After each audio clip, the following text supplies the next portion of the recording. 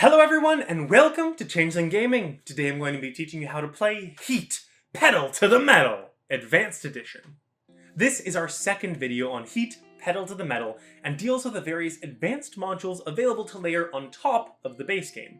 If you haven't played the base game or watched the rules explanation for it, you can check that out here to learn about the base game. Garage Module. The Garage module is for upgrading your vehicle instead of using the starting upgrade cards, and thus varying what your deck has available for use. There are both basic and advanced upgrades that you can get, with the advanced cards identifiable by this symbol at the bottom.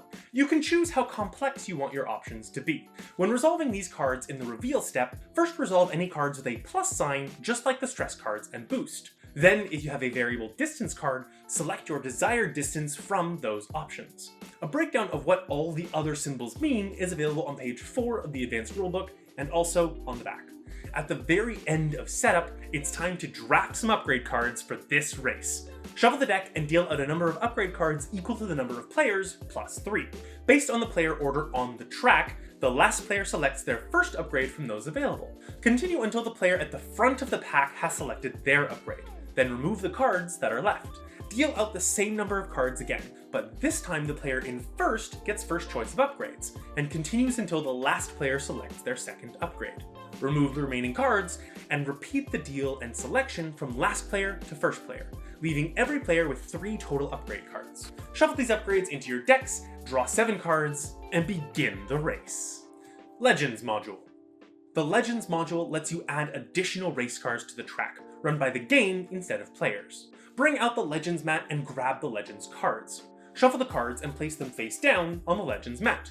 Each round, when it is time for the first of the Legends to move, flip over the top card from the Legends deck, which determines the movement for all the Legends this round. The card has color-coded helmets for each of the cards, depending on which drivers are being raced against.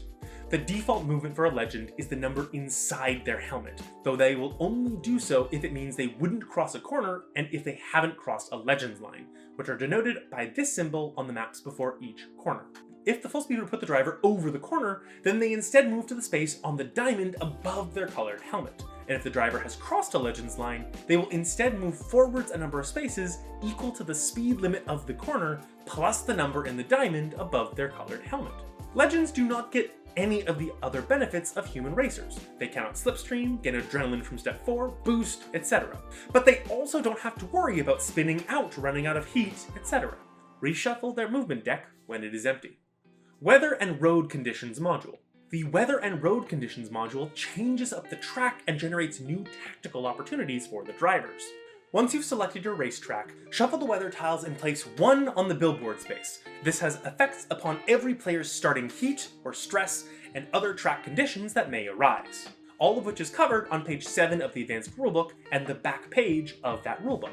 Then, shuffle the road conditions tokens and assign 1 to each section of the track. Each section begins at one corner and continues through to the next. Some of these road conditions affect the corner in a sector, and others affect the whole sector, which are identifiable by the arrows between 2 points on the bottom of the token. If the token affects a corner, then place it on the tent at that corner, and if it affects the rest of the sector, then place it on the tent for the middle of that sector. The details of these effects are covered on page 7 of the advanced rulebook and the back page of that rulebook. Championship module. The championship system allows players to go through a series of races with additional benefits and one-time use cards known as sponsorship cards. There are 3 historical championships, the orders of which you can find on the bottom of the event cards.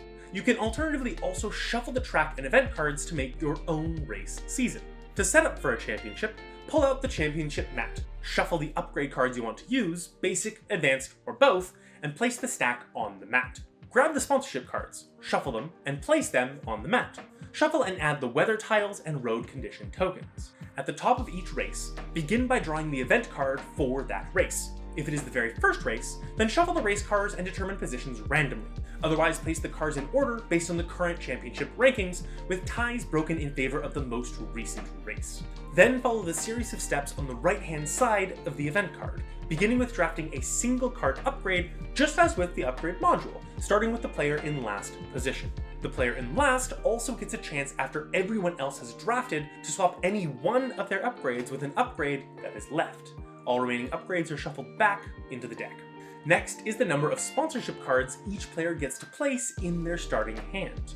Then there's the corner or corners where the press will be standing. During the race, anyone whose slipstream movement pushes them over the corner line, or who has to spend at least 2 heat while going around the corner, gains a sponsorship card.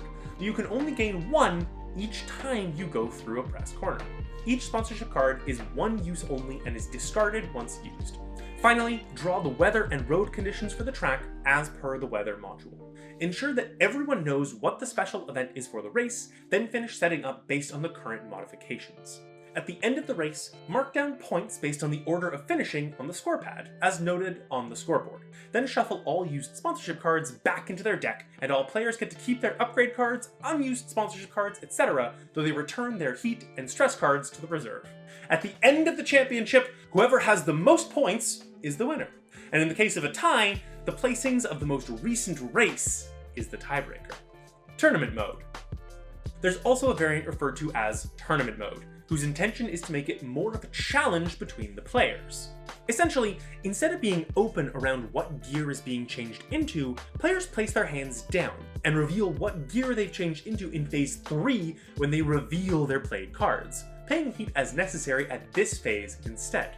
If players moved 2 gears but could only go 1, then they must either discard a card at random from those played if they were increasing their gear, or they'd gain a random card as if it were a stress card if they were decreasing their gear. The gear pawn should be placed in the gear the player should have wound up in without the heat to pay for the second gear shift. So go out and rev your engines as the race is about to begin, and you need to manage your car's engine, the track's twists and turns, and all the other drivers vying to prove themselves superior to you. Who will come out on top? Race and find out as you put the pedal to the metal in this heated exchange. Be sure to support your local game stores. For us, that is Board Game To Go, who offer over 2,000 games for rental within the Toronto area and many games for purchase. If you're curious about this game, check out the link in the description. If you have any questions about the game, feel free to pose them in the comments below, or take a look to see if someone else has already answered it down there, and be sure to thank them if they have. If you want to learn more about what a ranking system means, check out this video here. And if you want to learn how to play more games, check out our playlist here. And remember, keep changing, keep gaming, have fun!